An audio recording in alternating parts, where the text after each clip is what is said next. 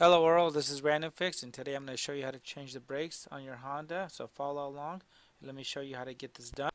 We're going to begin with lifting up the vehicle, and I'll have a link to any of the tools or related videos in the description box below. Alright, so before I begin off this brake job, I always like to make sure I can get these off. I've had a few of them where people have put so much Loctite on there and I've had to heat it up, so this is the first thing I like to do. And I just use a dead blow like this. It's a 4-pounder.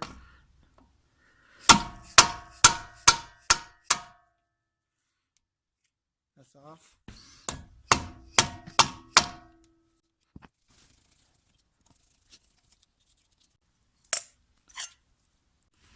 So on most cars you would do the top bolt first and just swivel it down.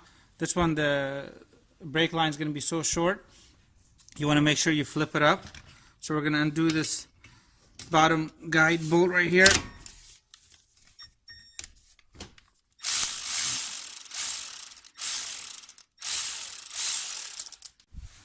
Alright, with my guide bolt removed, now I'm going to go ahead and swivel this up. In case yours is stuck, you can grab yourself a little small pry bar like this and kind of just slowly work it in here. Make sure you don't get the hardware, and you would just pry back like that.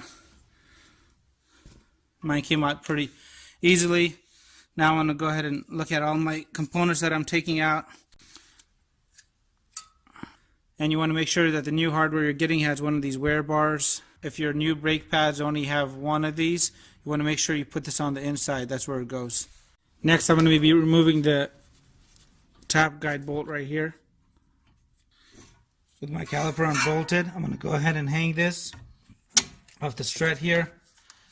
Now you want to go ahead and remove the caliper bracket bolts, which is one on top and one on the bottom right here.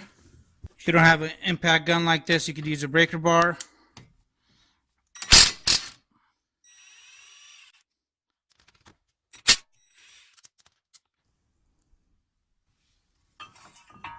That just slides off. Now you get your rotor off. Now you want to inspect the front of your hub right here, the mating surface, to see if there's any excessive rust. What I like to do before I install this, I'm going to put a little anti-seize so that way this never gets rust frozen, and it just keeps it from occurring and getting worse. I might clean it off a little bit with a wire brush. And you want to make sure you don't get any anti-seize on the actual wheel thread here, as well as the little tiny screw that holds the rotor in place. Now I'm going to go ahead and remove my guide pins so I can clean this bracket outside. And you could also remove the little boots too. Just be very gentle, you may tear them. You want to pry this little corner right here. Alright, so the boot is out.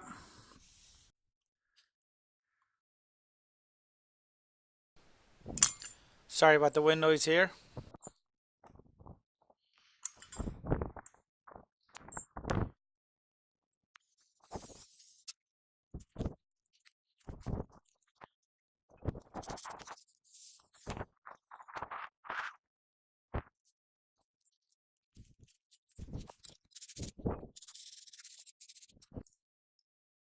What I like to do is grab the guide bolt, stick it back in there to grab the last little bit of crud that's left in there.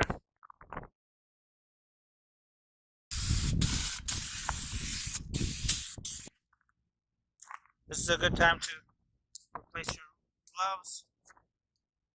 Wipe all this off here. You can see all that nasty oil that we just took off.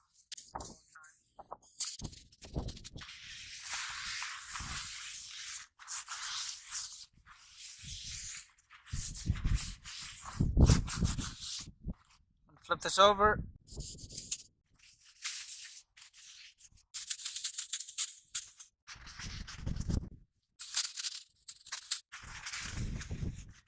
One thing to note on here, the pin that actually has a rubber seal needs to go on the very bottom side of the brake caliper bracket when you're reinstalling it. Now we're just going to go ahead and install our hardware back in. You always want to try to buy brakes that come with new hardware. It will make the brake job last longer. You never know what you're going to expect until you remove it. And you do not want to be left stranded. Alright, perfect. And then later on we're going to go ahead and lube these up. Any place where it's going to make contact with the caliper or the brake pads, we're going to go ahead and lube up that area. Let me go ahead and put these booties back. To put the boots back, you want to go ahead and just take your time. Make sure they're all snapped in. I'm going to do the one with the little rubber bushing at the tip there first. It's going to go on the very bottom side, which is right here. And you want to just lightly get this on here.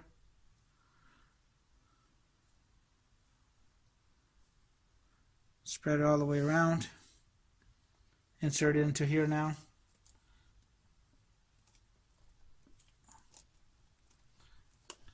Keep turning it and push down on it, and the seal should automatically just form and it snaps in just like that. And right when you get to the tip right there, you want to go ahead and just push in. There it goes.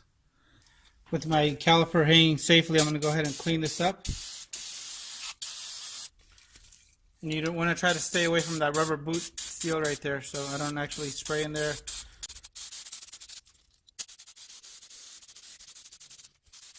My piston's barely out, but if your piston's out further, you can actually go clean that little boot around that area using a soft paper towel and get it all nice and clean.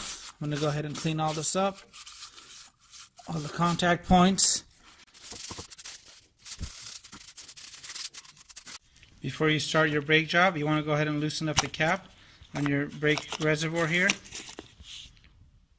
Alright, so before we install this, we actually need to compress the piston here. You want to use the old brake pad like that. Center your compression tool here in the middle so it goes back even. And slowly tighten this up. You do want to make sure that that cap that I showed you earlier is off. Take your time.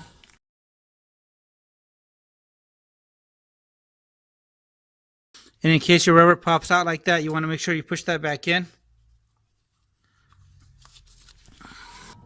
Alright, my hands are all clean. I'm going to go ahead and put the rotor on. And to make my job a little easier, I'm going to use my lug nut here to keep my rotor in place.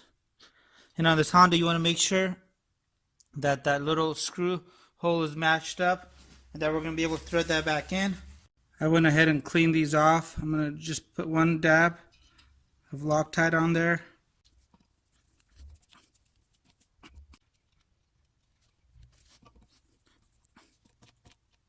Before I put my caliper bracket back in, I'm going to go ahead and lube up these friction points right here. And this might be a great time for you to clean. If you've gotten accidentally contaminated, I've been really good. And I'm going to attach my caliper bracket here. Top bolt goes in, as well as the bottom one. Now I got myself a torque wrench here. I'm going to torque these.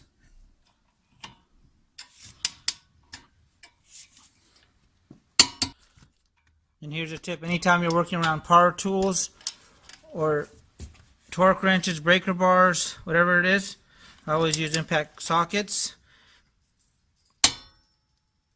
Perfect right there. And I'm going to go ahead and put my brake pads in, and we want to go ahead and make sure that any part that's going to touch, whether a piston, a bracket, or the slides, they're lubricated.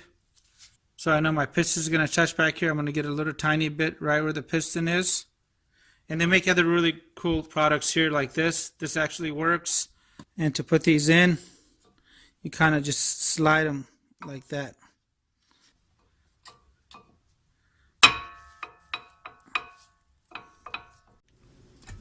Now I'm ready to put my caliper back in place. You want to put the top one in first, the top one in place. I'm going to go ahead and swivel it. And I'm going to grab my brake lube here. And I'm going to touch up right here. In here. And I even sometimes just get the edge of the piston without touching the rubber. You can use your finger if you want to be really careful. Get that all lubricated.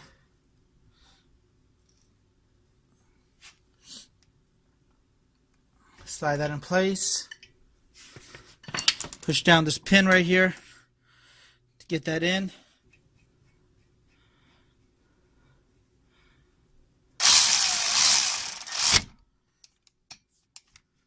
Get this nice, get the top bolt nice and snug.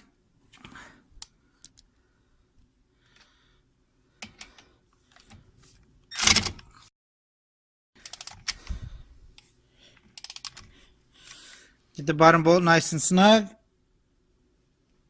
Here's a tip to keep the brake fluid from overflowing. You want to go ahead and pump the brake after you complete each side of your brake job. That way this corrosive brake fluid doesn't come out and damage your paint. So you want to go ahead and give it at least 6 good pumps after each side is completed.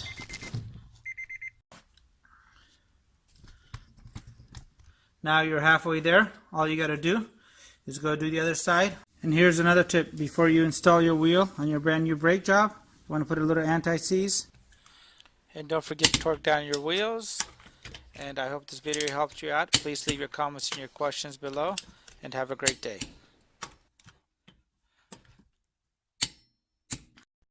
Let me know if you guys have any comments. Hit the subscribe button, and I really appreciate your continued support.